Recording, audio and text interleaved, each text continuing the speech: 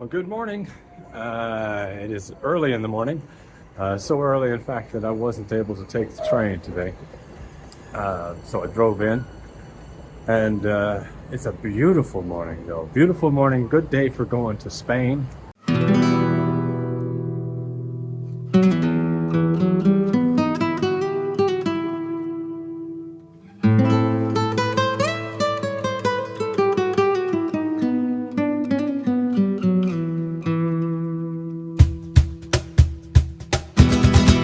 Hola moteros,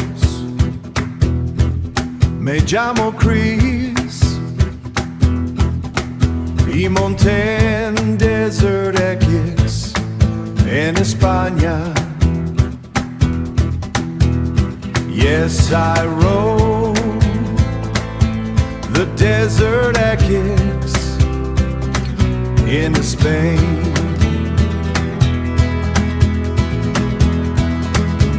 Ducati flew me to Spain, then put me on a bus that drove for hours and hours and hours. Okay, I finally made it to the hotel.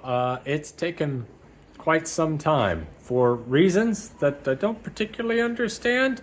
Ducati decided to fly us to Malaga and then put us on a bus and drive 3 hours to Almeria, even though Almeria has an airport and there are direct flights from the UK. But don't look a gift horse in the mouth. And this is a pretty nice gift horse. You can't complain about this. That's the sea. It's gorgeous. Hola moteros, me llamo Chris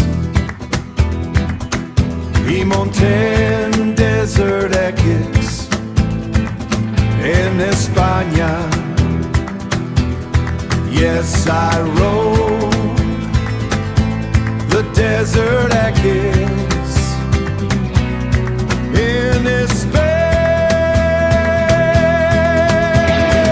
So this is my first look of the bike in the hotel lobby, and it's a good looking bike. I mean, I've seen it before. I saw it at EICMA and I've sat on it and all that kind of fun stuff, but I'm really looking forward to riding it. And Ducati has managed to convince me that they've put in some effort in. Sometimes people make adventure bikes and you get the sense that they don't actually ride. The people who design them and put them together don't really ride adventure bikes that much. But here it seems like Ducati, the people who put the work in, really understand adventure bikes, and I'm looking forward to it. This area is known as Cabo de Gato, and that is the Cato. There we go. It's his Cabo. Here we go.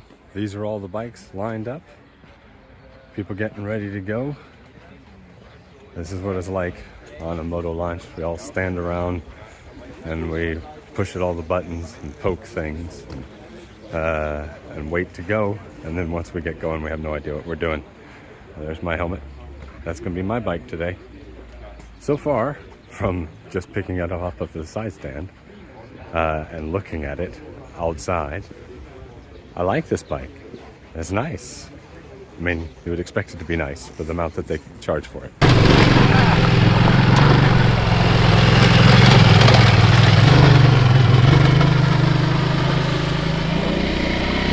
Here we are, out here, and it's a very fun bike, and sometimes when a bike is really fun, it's very crashable. And so we've had 3 crashes, nobody injured or anything, but certainly putting the bikes to the test. Ducati said these bikes are a little bit more durable, a little bit more crashable, and we're testing that claim.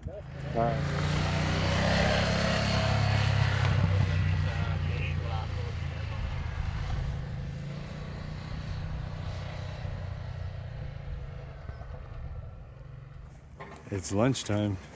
Look at that meat. Yummy, yummy meat. Just finished lunch. That was the best food that I've had since the last time I came to Spain, which was only about a month or so ago, but still.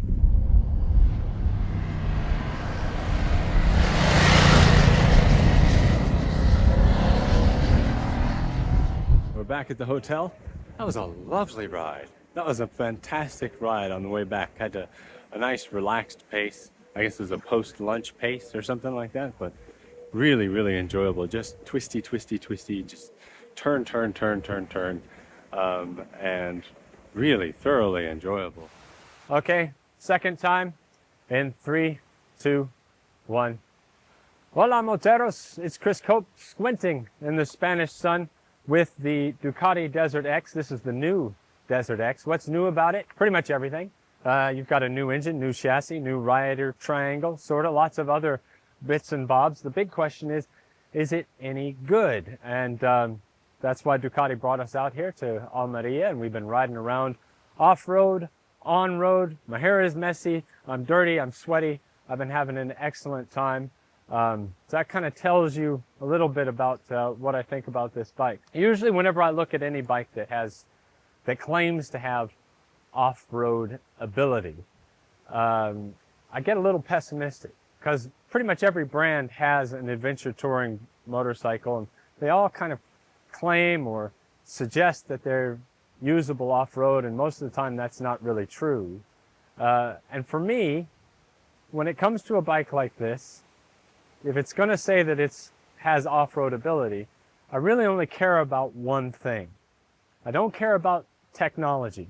There's loads of techno-whiz-bangery on this. Ducati has loaded this bike with techno-whiz-bangery. It has 6 riding modes, and within those 6 riding modes, you can make all kinds of adjustments. There's 3 different levels of engine braking. There's 5 different levels of ABS. There's 9 different levels of traction control. You can have 3 different screens. You can have connectivity. You can probably talk to people on the moon. They can probably do your taxes. I don't care.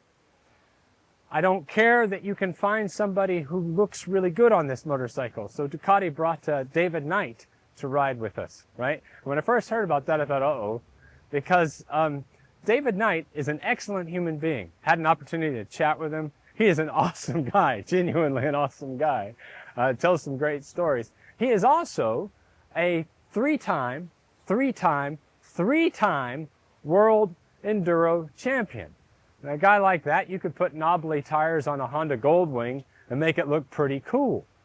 But the thing is, you're not David Knight. I sure as hell am not David Knight. And so him being able to do well on this bike, I don't care about that. What I care about is manageability. Now that's the weight, the balance, how those things interact, so that when I'm on loose ground, do I feel like I want to keep going? Do I want to ride off-road? Or is it like some adventure touring bikes where really you don't want to go beyond, say, the car park of a garden center? The good news is this is genuinely a bike that I'm happy to ride off-road. I'm a little bit more on the novice side, and I felt comfortable on this. You feel the weight, but I felt comfortable on it. So that's the big and the most important thing. Ducati claims that this is an adventure touring bike that can go off-road, and at least from my experience today, they're telling the truth. So let's talk about everything else on the bike, all right? I brought my little notes, got my little notepad. Talk about the build quality. Excellent build quality, as you would expect from Ducati. One of the things I kind of like is this tank and this fairing. It's plastic, but there's something about this plastic that feels particularly durable. It's almost like it's rubberized. I don't think that it is, but it feels more durable. It feels more capable of taking a little bit of a bump than your usual plastic fairings. And I got to see it tested multiple times today. We had sort of 3 crashes, just light stuff, nothing big, no one hurt or anything like that. But you got to see that the bike does hold up reasonably well with a little bit of an off. All of the issues that came as a result of that were able to be fixed right there on the spot.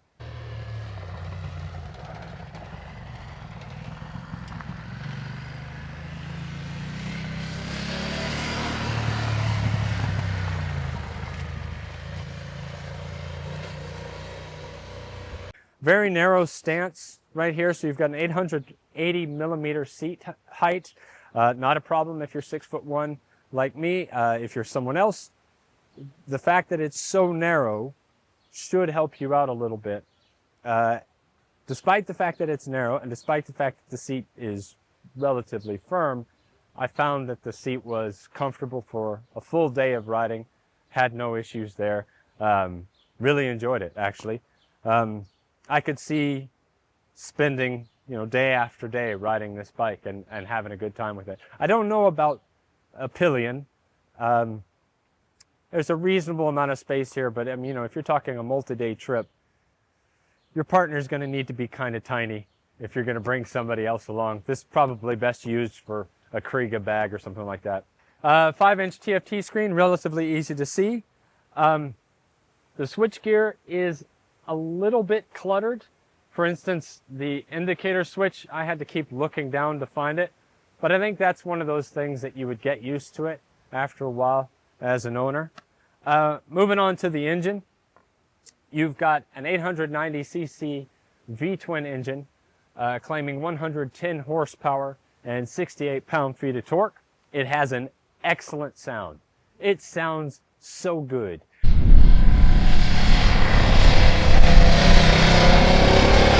Especially on the overrun. So when you're kind of like, you just let the throttle out and it goes blah, blah, blah, pop, pop, pop, pop, pop, pop.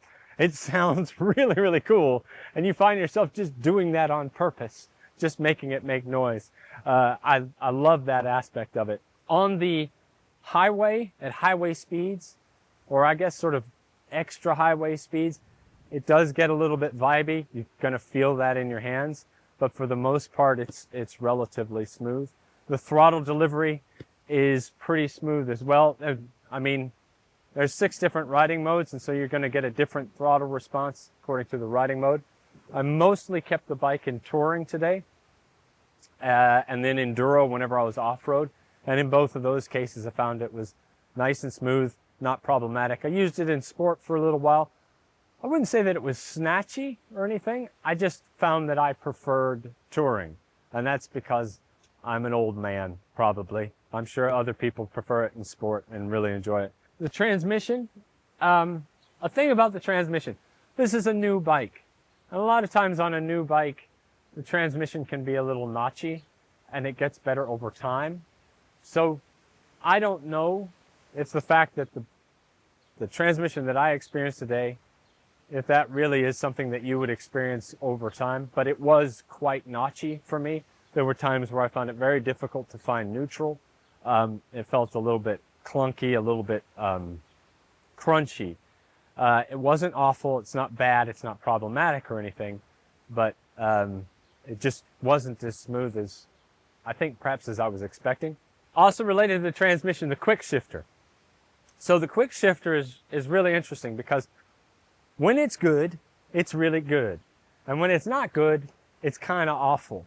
It is good off-road. I found it was really, really useful off-road. I was able to kind of ride without ever really having to use the clutch, which is great whenever you're off-road. If you can kind of eliminate one element, that makes things easier. It reminded me just a teensy bit of when I was riding the Honda 750 Transalp, the Transalp 750 with E-clutch. On the road, however, apparently the Quickshifter is quite sensitive. And so I didn't realize that I was doing this. I'm wearing big clunky boots. So I think what was happening is that every once in a while I was tapping the Quickshifter or tapping the shifter without realizing it.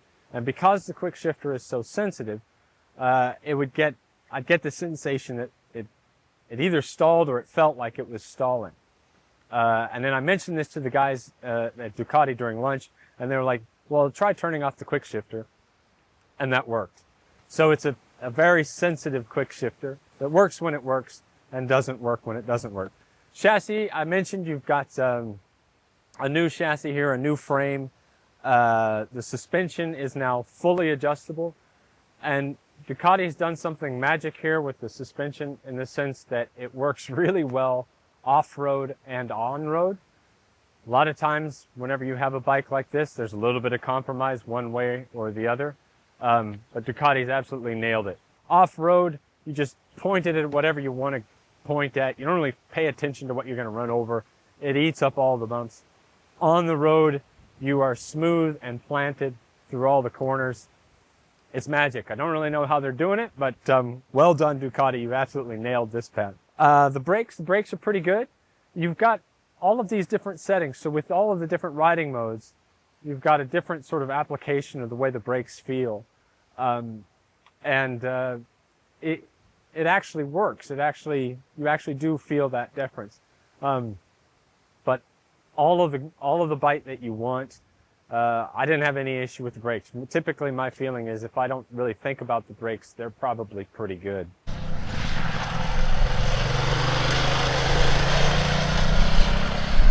So one of the things that I always like to kind of think about whenever I look at a bike is maintenance. The idea of you owning the bike. You can save yourself a lot of time and a lot of money if you learn how to do basic maintenance yourself. Ducati really prides themselves on the fact that they've now made the air filter a little bit more accessible. Apparently there's sort of 3 bolts down here. I can see 1, 2, and I guess this would be the... I'm pointing at something you can't see, but there's 3 bolts or 3 screws down here, and I guess that the air filter comes out, makes it a little bit easier for you to clean, which is useful for a bike that you're going to take off-road. Ducati says that the service intervals, the oil changes are 9,000 miles, the valve clearances are 28,000 miles. Ducati also is very proud of the fact that they've put a hex bolt on the axle. I guess before it was some sort of complicated bolt that you needed a special tool. Now you can use your Halford's tool kit and everything's fine. So they've gone to the trouble to make the rear axle easier to deal with, to make the air filter a little bit easier to deal with, but they've hidden the oil filter. Maybe like the suspension, it's magic and there is no oil filter. I bet that's not true.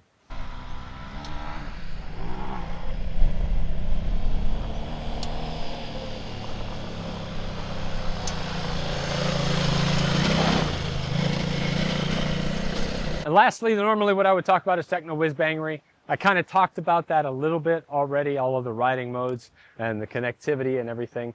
But normally what I say when it comes to the technical side is you should go read the article. Reading is good for you, and I can't keep all of that, all of those numbers in my head. So if you're interested in all of the tech that this bike has, and it has a lot, make sure that you go and read the article. Overall, this is a very good motorcycle, and there are a lot of things to like. Just as I was riding along, I'd find little tiny things and go, ooh, I like this, I like this, I like this. It's a Ducati, and that means that it has character. Now, sometimes character is bad. A lot of times character is good. Character is the thing that gets you here, that touches your heart. Character is the thing that makes you come back to the motorcycle over and over again. Character is the thing that keeps you in the garage just staring at the bike. But character can be the thing that, you know, every once in a while there are little issues that you're like, why did they do this? Or why doesn't it do it this way? A lot of times you get used to those things, but certainly I think a test ride is in order. Ducati in the UK has a special introductory price of 14,995 of His Majesty's pounds, which feels about right for a Ducati. You would expect it to be about that price. I will say, a while back, about a month ago or so, I rode the Honda Transalp 750 with e-clutch. I mentioned that earlier. And the article that I wrote about that, I said that it was the best adventure bike out there, best middleweight adventure bike out there. And now here I am with this really good middleweight adventure bike. And so the question is, would I change my mind? And my answer is, ooh, is that a Cougar? No. Nope. Sorry, it's not a Cougar. It's just a woman by the swimming pool. Sorry, I got distracted. I forgot what I was talking about. So I'm sure it wasn't interesting. But point is, this is a very good motorcycle. I'm Chris Cope. Thanks for watching. You can read about it on my moto blog, dancingthepolka.com. dancingthepolka.com. Go to dancingthepolka.com. That's my blog, the best blog in the world. Dancingthepolka.com. Dancingthepolka.com. Dancingthepolka.com. Hola moteros, me llamo Chris y monté en DesertX en España. Yes, I rode the DesertX.